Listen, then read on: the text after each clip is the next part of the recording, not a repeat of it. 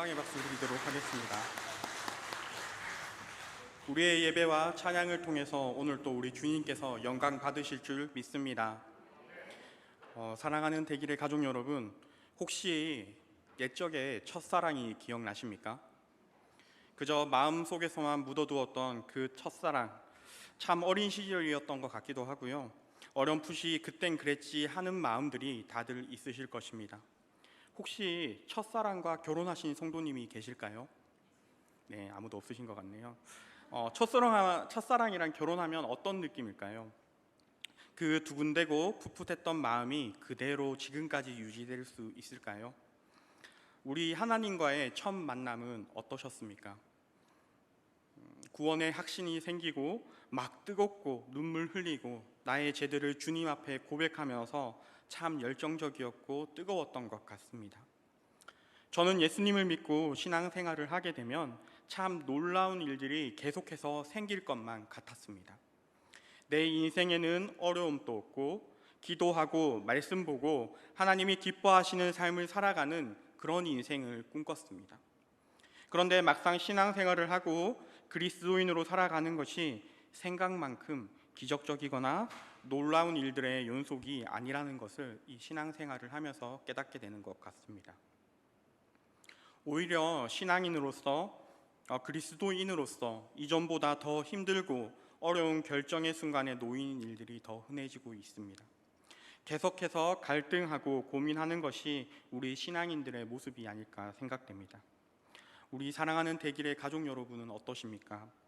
예수님을 믿고 구원받고 신앙생활 하니까 막 화려한 하나님의 임재나 놀라운 일들이 내 삶 속에서 계속해서 일어나고 계십니까?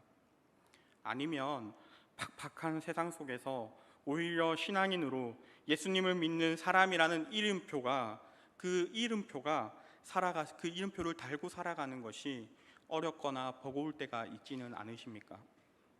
분명히 우리는 구원받았는데 참 우리의 삶을 되돌아보면 후회할 일들이 더 많이 생각나고 남아있지는 않으십니까? 성경 속에서도 한번 살펴봅시다. 성경 속에서 하나님을 믿고 구원받은 자들이 쉽게 살아가는 것을 저는 잘 본 적이 없습니다. 다윗도 하나님에게 기름 부으심을 받고 사울에게 얼마나 많은 고난을 당했는지 우리는 알 수 있습니다. 예수님을 그렇게 잘 따르던 12 제자들도 예수님을 주라 시인하고 분명히 구원받았지만 그들의 삶이 그렇게 쉬웠다고 저는 말할 수 없습니다. 이처럼 우리는 구원받은 자, 성화의 삶을 살아가는 분명한 하나님의 자녀, 성도입니다. 그런데 왜 우리는 이러한 어려움, 힘듦, 고통, 고난에 아직도 매여서 이 땅을 살아가고 있는 것일까요?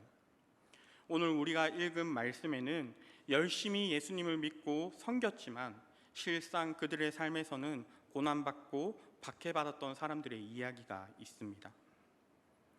오늘 본문 말씀의 히브리서를 살펴보면 히브리서를 직접 전해 들었던 그 당시의 독자들은 정말 쉽지 않은 시대를 살아가고 있었다는 것을 알 수 있습니다. 그들 중 많은 사람들은 혹독한 박해를 당하거나 그 고난에 직면해 있던 사람들입니다. 그들은 예수님을 믿는다는 이유 하나 때문에 신체적인 공격을 받았으며 예수님을 믿는다는 이유 하나 때문에 그들의 재산과 집이 약탈당했습니다. 어떤 이들은 믿음을 위해 감옥에 갇혔고 예수님에 대한 확고한 신뢰 때문에 많은 사람들 앞에서 조롱당하며 죽기까지 했습니다. 그럼에도 많은 예수님을 믿는 유대인들은 모든 어려움을 견뎌내며 인내하였습니다. 그러나 일부 유대인들은 이 고난을 견디지 못하고 예수님을 저버리는 배신, 배교를 선택하기도 했습니다. 이러한 상황 가운데 히브리서 저자는 이들에게 먼저 오래 참을 것을 요구하고 있습니다. 또한 그들에게 그리스도를 바라보기를 요청하고 있습니다. 오늘 우리가 함께 이 히브리서의 말씀을 살펴보면서 우리도 이 쉽지 않은 인생을 살아가면서 어떤 것을 바라보아야 하고 무엇을 기억해야 되는지 함께 살펴보길 원합니다. 오늘 본문은 예수님의 구원 사역에 대해서 설명하고 있습니다. 오늘 본문에서 예수님이 이 땅에 오신 이유, 바로 죄인들인 우리의 구원 때문이라는 것을 선명하게 말하고 있습니다. 여러분, 구원이라는 것이 무엇입니까? 우리가 익히 들어왔고 너무나 익숙한 단어입니다. 우리 모두가 예수님을 믿고 신앙생활을 시작했을 때 믿기 시작한 용어입니다. 그러나 여러분, 우리가 잘 알고 있는 이 구원이라는 것은 생각보다 단순하지 않습니다. 이 구원은 보다 여러 문제를 풀어야 하는 무게와 깊이를 가지고 있습니다. 먼저 구원을 이루신 우리 예수님에 대해서 한번 살펴봅시다. 마태복음 16장에 보면은 예수님께서 제자들에게 질문을 하시는 장면이 나옵니다. 너희들은 나를 누구라 하느냐라고 질문하십니다.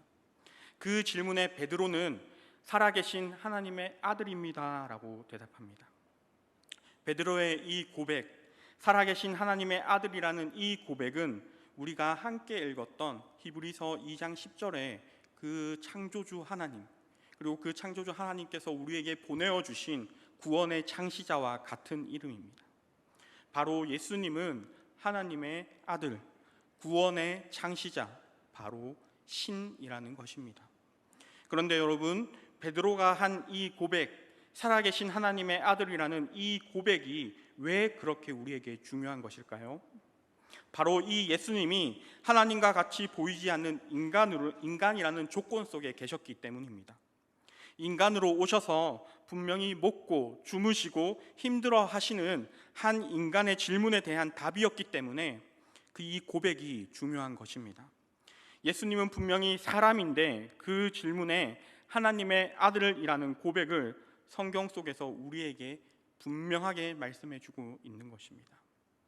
사랑하는 대길의 가족 여러분, 도대체 신이 인간으로 오실 필요가 무엇이 있겠습니까?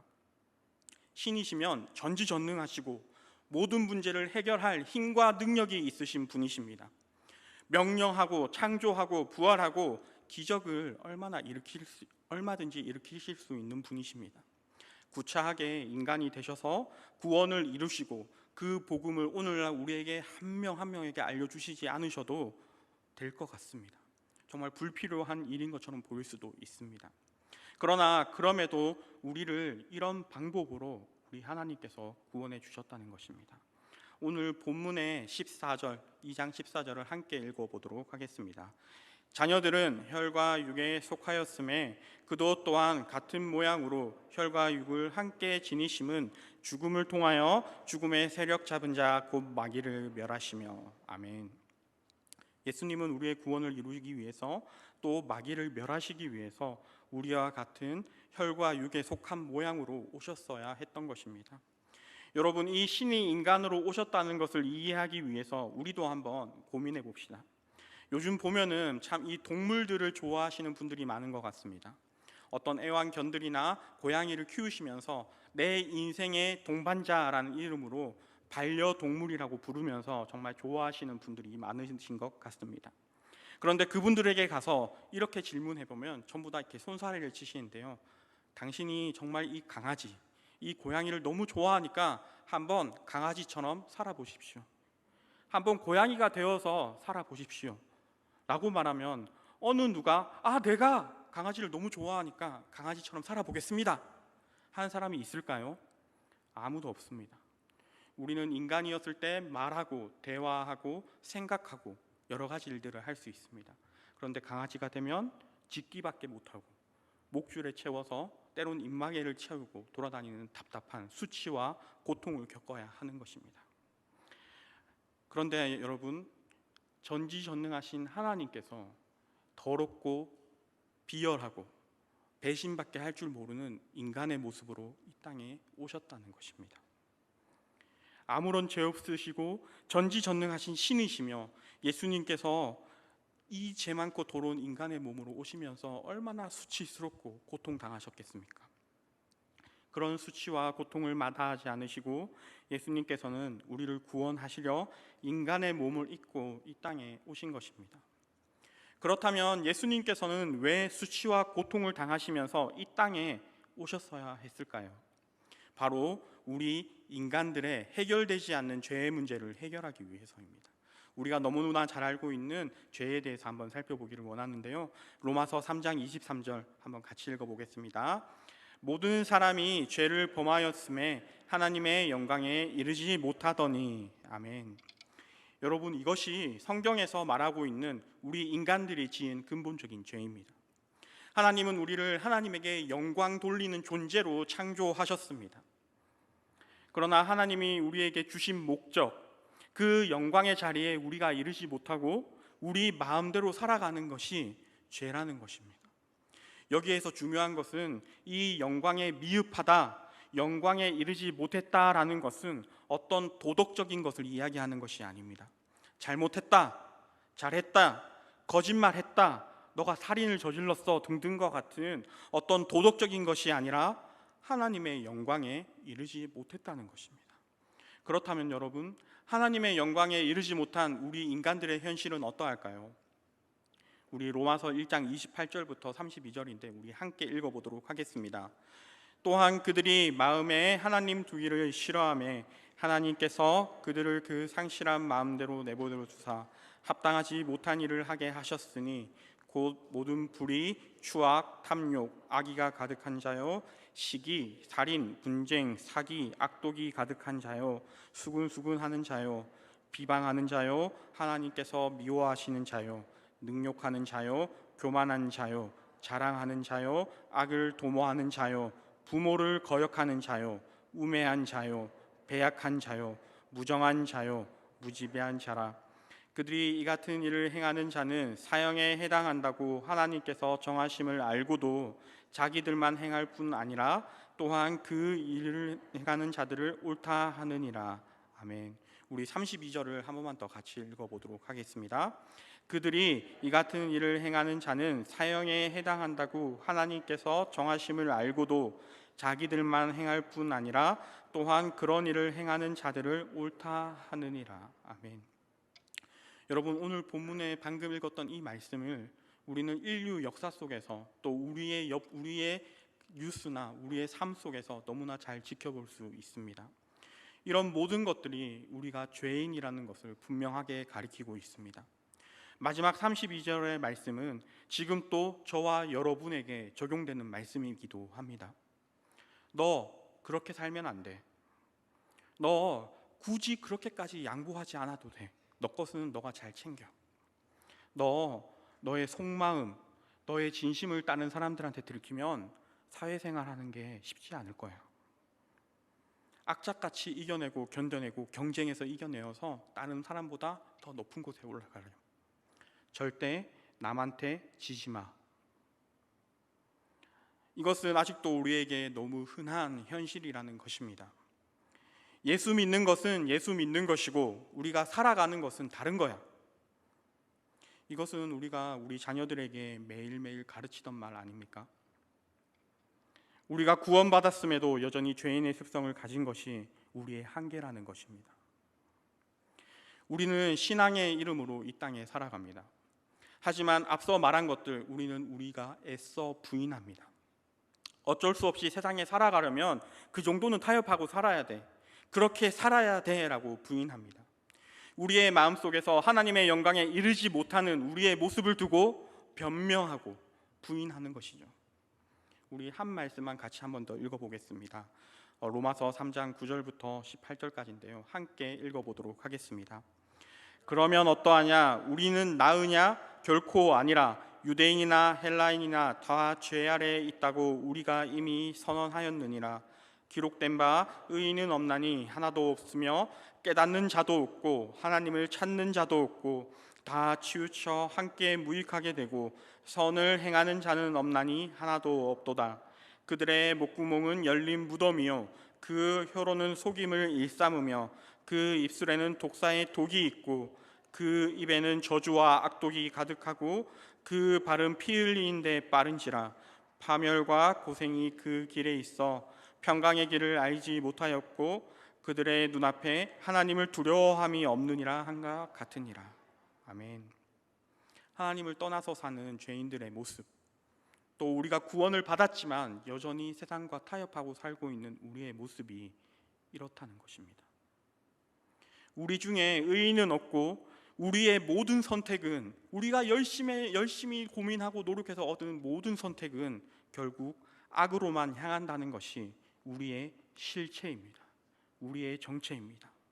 이 사실이 우리에게 절망적인 이유는 인간 스스로가 하나님에게 항복할 만한 명예와 가치를 절대 만들어낼 수 없다는 것입니다. 내가 정말 큰 꿈을 가지고 있는다고 해서, 내가 정말 큰 재력을 가지고 있는다고 해서, 내가 정말 큰 권력과 능력이 있다고 해서 그렇게 할 수 있는 것이 아닙니다. 좀 더 높은 도덕적인 이상과 그 도덕적인 행동들을 실천하기 위해서 나는 그들과 다릅니다, 나는 하나님의 말씀을 지키기 위해 열심히 노력합니다, 아무리 부인하고 발버둥 쳐봐도 현실은 그렇지 않다는 것입니다. 사랑하는 대길의 가족 여러분, 우리 인생의 진실이 무엇입니까? 우리는 꿈을 가지고 있지만 꿈을 이룰 실력이 없는, 그런 실력조차 없는 그런 사람들이라는 것입니다.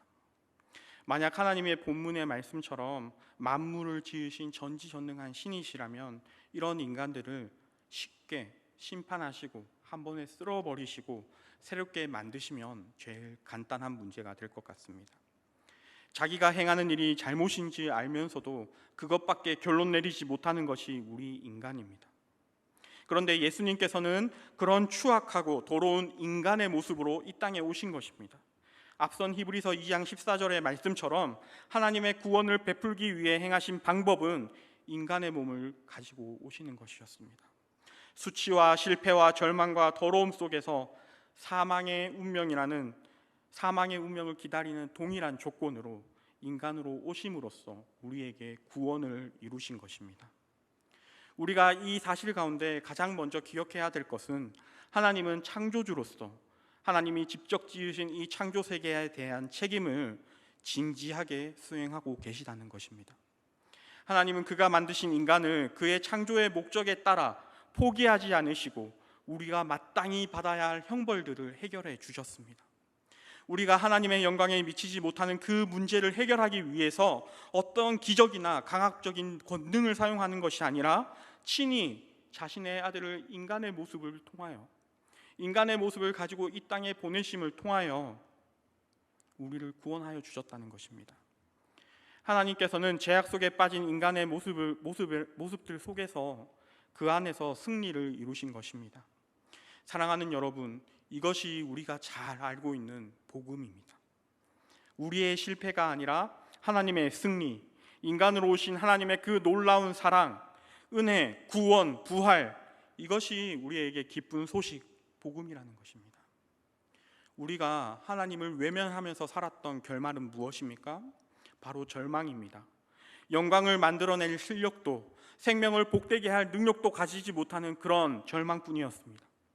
영원한 생명 줄기에서 떨어져 나가 말라 비틀어져 버리고 이 악한 세상 속에서 악한 모습을 한 채 살아가다가 영원한 죽음을 기다리는 게 우리의 예전의 삶의 모습이 아니었습니까? 그 속에 찾아와 실제로 하나님이 만드신 그 목적대로 살아가는 것, 인간의 정체성이 얼마나 복된지 예수님께서 우리에게 친히 보여주셨습니다.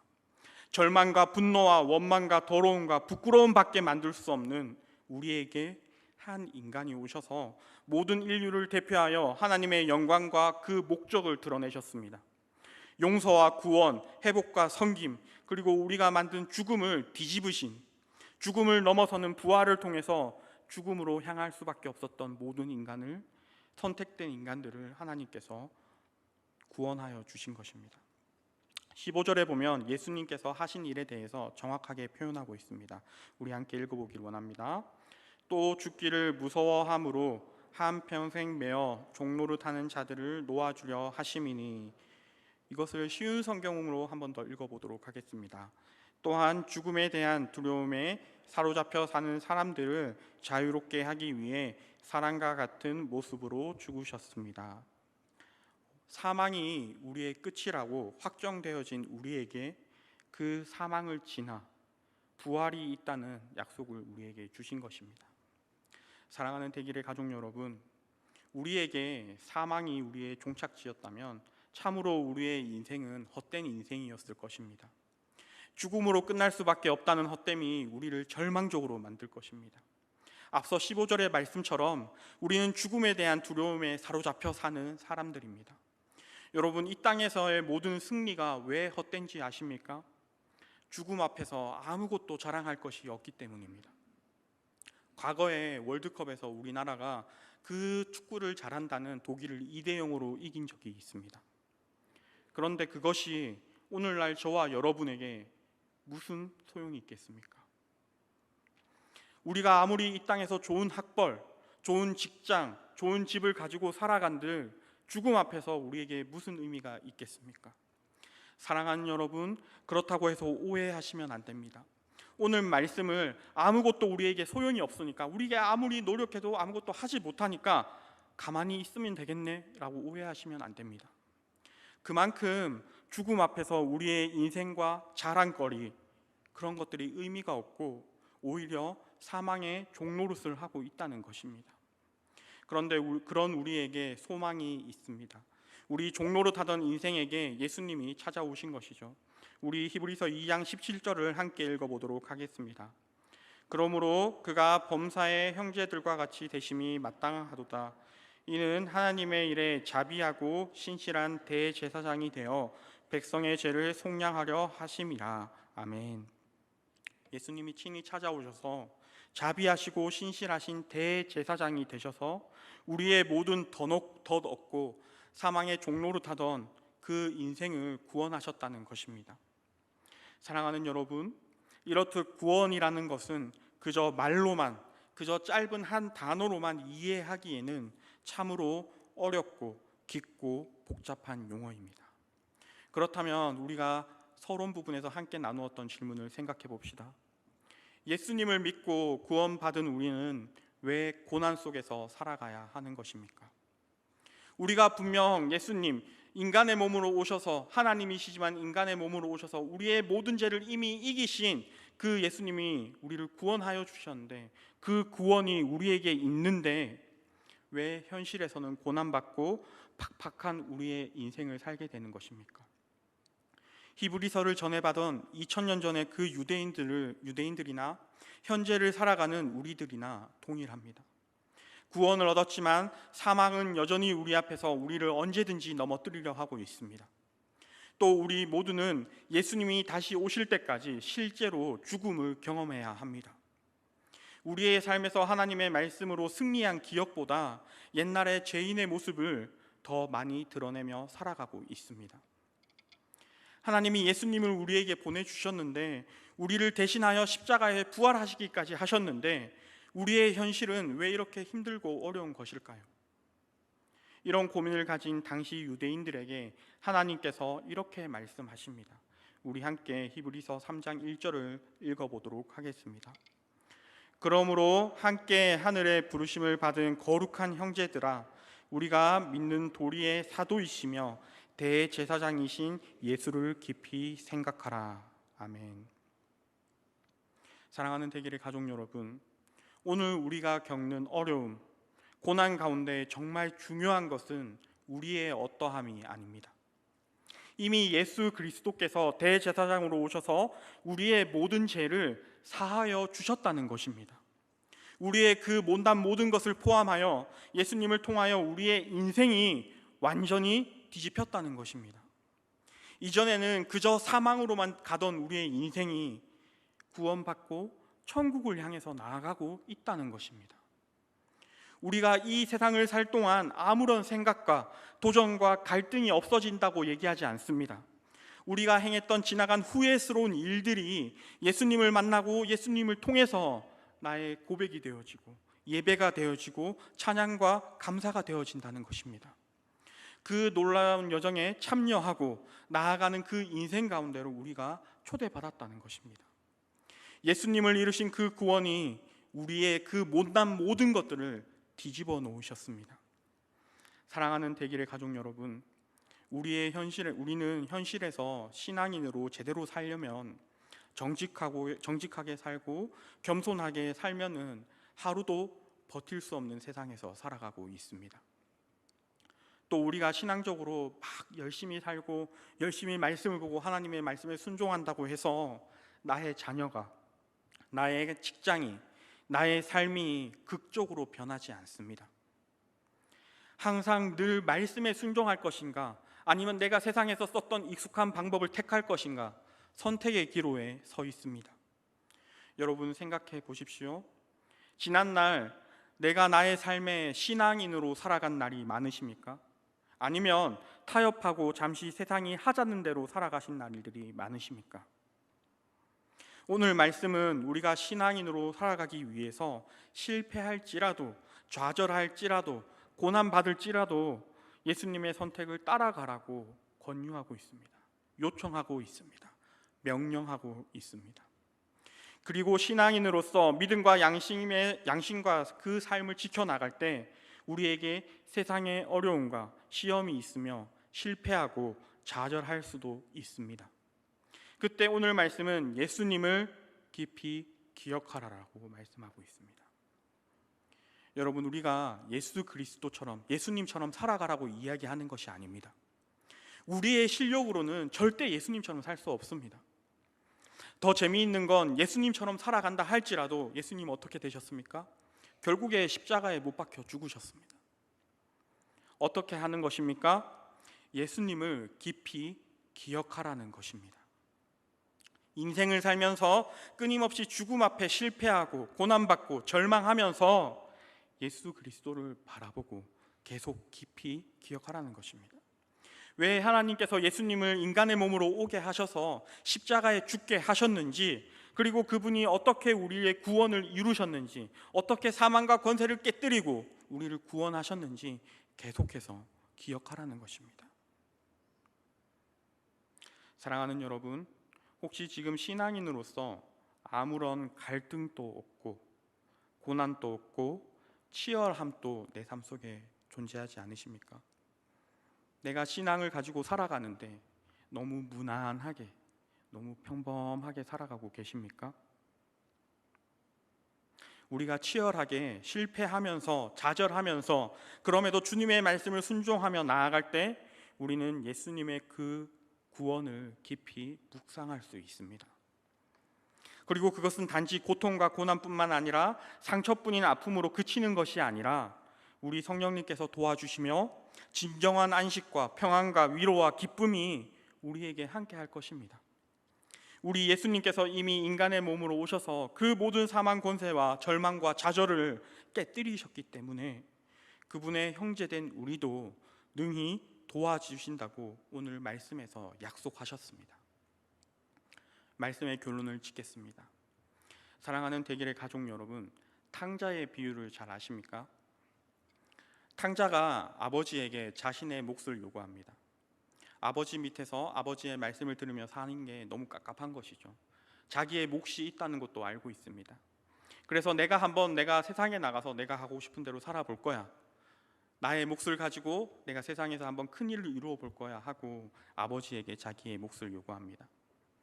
탕자는 자기가 원하는 대로 세상에 나가서 막 마음대로 하며 살아가다가 모든 것을 탕진하고 가장 낮은 곳까지 경험하며 도저히 할 수 없어서, 더 이상 버틸 수 없어서 아버지의 집으로 다시 찾아옵니다. 아버지를 바라보면서 저 멀리서 다가오는 것이죠. 그리고 그는 깨달았습니다. 자신이 아버지의 아들이라는 사실이 얼마나 귀한 사실인지 깨달았습니다. 그래서 아버지를 만나자마자 무엇이라고 고백합니까? 아버지, 내가 아버지의 아들이라는 그 이름을 감당할 수 없습니다. 난 그런 존재가 아닙니다. 나를 저 종들, 품꾼의 한 명으로 써주십시오 라고 말합니다. 그만큼 마음이 낮아졌다는 것이죠. 그랬더니 아버지가 어떻게 합니까? 언제 그랬냐는 듯이 그 아들을 들쳐업고 손에 자기 아들이라는 가락지를 끼우고 성대한 잔치를 벌여서 다시 돌아온 아들을 맞이합니다. 사랑하는 성도 여러분, 이것이 하나님께서 우리 인생에 하신 일입니다. 우리는 그저 우리의 삶에 안주하는 것이 아니라, 타협하고 적당하게 그렇게 살아가는 것이 아니라 하나님의 자녀, 신앙인으로 살아가야 합니다.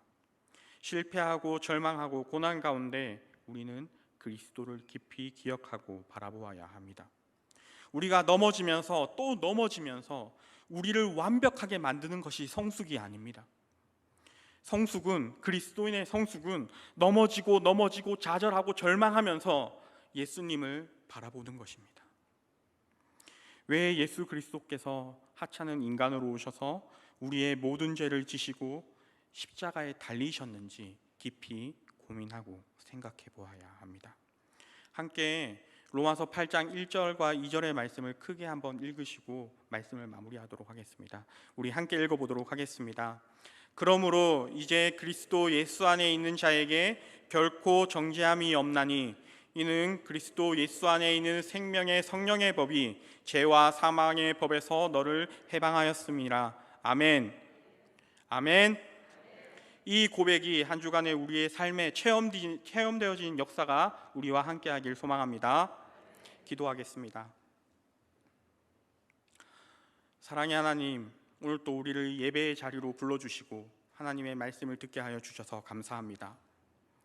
우리는 참 답이 없고 늘 하나님을 잊어버리고 살아가는 죄인입니다. 그러나 우리를 위하여 하나님의 아들 예수님을 이 땅에 인간의 몸으로 보내어 주시고 우리를 위하여 모든 사망 권세를 깨뜨리시고 부활하셔서 우리의 구원을 이루어 주심을 감사합니다. 우리가 늘 그 예수님의 구원과 복음을 깊이 기억하는 삶을 살아갈 수 있도록 도와주십시오. 우리의 삶 가운데 성령님이 함께하여 주셔서 하나님의 말씀이 승리하는 삶을 살아가기를 원합니다. 그랬을 때 우리의 예배와 우리의 삶이 주님이 기뻐 받아주시고 영광 받아 주시옵소서. 이 모든 것을 사망 권세 깨뜨리시고 우리를 위하여 부활하여 주시고 지금 또 우리를 너무나 잘 이해하셔서 우리를 중보해 주시는 예수 그리스도의 이름으로 기도합니다. 아멘.